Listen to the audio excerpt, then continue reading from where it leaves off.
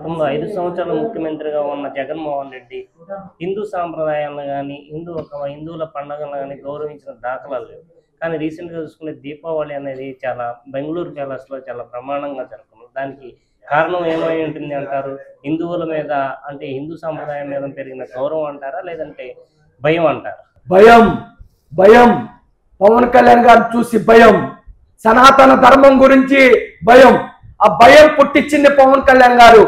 జగన్మోహన్ రెడ్డికి హిందువుల మీద ప్రేమ కలిగటం కానీ సనాతన ధర్మం మీద అవగాహన కలిగించింది పవన్ కళ్యాణ్ గారు. ఈ రోజు ఏనాడు దీపావళి చేసుకొని జగన్మోహన్ రెడ్డి చిన్నపిల్లలే వాళ్ళ పనిచేసే కుర్రోళ్ళతో వీడియోలు తీపిచ్చి టిక్ టాక్ లాగా తయారైపోయిన జగన్మోహన్ రెడ్డి భయపడుతూ వీడియో పెట్టాడు. దీపాలు వెలిగిస్తున్నా నేను హిందువుని, నన్ను కూడా గౌరవించండి భయపడతా ఉన్నాడు. అన్నిటికీ కారణం పవన్ కళ్యాణ్ గారు. సనాతన ధర్మం గురించి, హిందువుల గురించి, అన్ని మతాల గురించి మాట్లాడే దమ్ముగల నాయకులు ఎవరైనా ఉన్నారంటే అది పవన్ కళ్యాణ్ గారు. ఆ భయాన్ని చూసే ఈ రోజు జగన్మోహన్ రెడ్డి దీపావళి జరుపుకుంటున్నాడు. కొబ్బరికాయ కొట్టడానికే వంగలేక ఒక రాయి పట్టుకుంటే కొట్టాడు ఆయన. మీరు చూసారా? తెలుసుగా. ఇప్పుడు కింద కొంగి మరి దీపాలు, చుచ్చుబుడ్లు, కాకర పువ్వొత్తులు వెలిగించే స్థాయికి పవన్ కళ్యాణ్ గారు తీసుకొచ్చారు. ఇంకే స్థాయికి తీసుకొస్తారో కూడా మీరు మీ ఊహకి వదిలేస్తాను.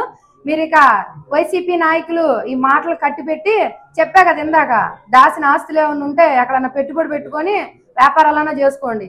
ఇక మీరు అలాగా అధికారంలోకి రారు, కూటమి అధికారంలో ఉంటది. జగన్ గారు ఈ జిమ్మిక్కులు చేస్తుంది హిందువుల ఓట్ల కోసం అంటారా? పవన్ కళ్యాణ్కి భయపడి చేస్తున్నారంటారా? హిందూ ఓటర్ల కోసం అయితే 5 ఏళ్లలో చేయొచ్చు ఆయన. ఎందుకంటే 5 సంవత్సరాలు ఎవరైనా ముఖ్యమంత్రిగా ఉండేది.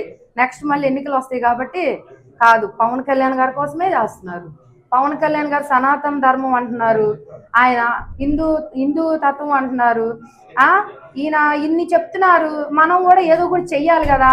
మనం కూడా ప్రజలకి నేను హిందువుని, నన్ను కూడా ఈసారి నమ్మండి, ఇంకొక అవకాశం నాకు ఇవ్వండి అని ఏదో ఒక మాయ మాటలు చెప్పాలి, ఏదో ఒకటి చూపించాలి. కాబట్టి ఇది ఖచ్చితంగా పవన్ కళ్యాణ్ గారికి భయపడే చేస్తున్నాడు.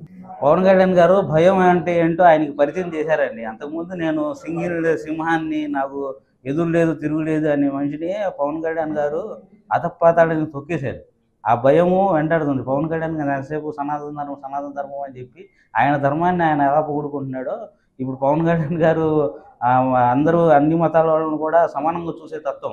ఆ విధంగా జగన్మోహన్ రెడ్డి గారు ఉన్నారని చెప్పి ఏదో ప్రజలకి నమ్మబలిగించే విధంగా ఈ దీపావళి పండుగ చేసినట్టుంది. కానీ ఇంతవరకు ఆయన గత 5 సంవత్సరాలు ఎప్పుడు ఒక కాకరపోవతి ఎదిగించిన దాఖలాలు కూడా లేవు.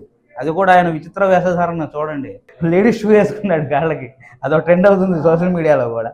జగన్మోహన్ రెడ్డి గారు ఎంత నమ్మించాలని చూసినా కూడా ప్రజల్ని ఆయన్ని గురించి మొత్తం తెలిసిపోయింది జనాలకి. అంతకుముందు ఏదో తెలియక ఒక ఛాన్స్ ఇద్దామని చెప్పి వైఎస్ రాజశేఖర రెడ్డి గారి మొహం చూసి ఓట్లు వేశారు. కానీ ఈసారి ఆయనకి ఎవరు చూసే పరిస్థితులు లేరు. ఆయన అభద్రతా భావానికి గురయ్యి ఇలాంటి నాటకాలన్నీ చేస్తాడని చెప్పి మనం భావించాం. జగన్మోహన్ రెడ్డి గారు కొబ్బరికాయ కొట్టడానికి కూడా నడుము వంచలేని వ్యక్తి ఇవాళ నడుము వంచి కొబ్బరికాయ కొట్టే విధంగా ఆయన ఆరోగ్యం కూడా బాగుపడే విధంగా చేసినందుకు పవన్ కళ్యాణ్ గారికి జగన్మోహన్ రెడ్డి జీవితాంతం రుణపడి ఉన్నాడు. ఇవాళ హిందూ సాంప్రదాయాన్ని గౌరవించి నడుము వంచి ఆయన హిందూ ధర్మాన్ని పాటిస్తున్నాడంటే ఆ ఘనత పవన్ కళ్యాణ్ గారిది. పవన్ కళ్యాణ్ గారికి జగన్మోహన్ రెడ్డి గారు చాలా రుణపడి ఉన్నారని ఈ సందర్భంగా తెలియజేయాలి. పవన్ కళ్యాణ్ గారు ఏంటంటే అతన్ని ఆ విధంగా చేసేలాగా ఆయన తీసుకొచ్చారు. ఈరోజు మనం చెప్పాలని గదే కదా నుంచి ఏం లేదు. ఎలా తీసుకొచ్చారంటే పవన్ కళ్యాణ్ అతను కలిగేలా చేశారు. ఒక హిందూ అయినా ముస్లిం అయినా ఇవాళ క్రిస్టియన్ అయినా మొత్తం ఒకటే. వీళ్ళని ఒక రకంగా వాళ్ళని ఒక రకంగా చూడకూడదు అనేది పవన్ కళ్యాణ్ గారు ఆలోచన ఏ విధంగా ఉందో, ఇవాళ ఒక మతాంతో పెట్టుకుంటే ఏ విధంగా ఇద్దో జగన్మోహన్ రెడ్డి గారికి తెలిసే విధంగా పవన్ కళ్యాణ్ గారు చేశారండి. ఓకే, హిందువులతో పెట్టుకుంటే ఏమవుతుంది అనేది కనువిప్పు కలిగే విధంగా చేశారు పవన్ కళ్యాణ్ గారు జగన్కి, అంతే కదా.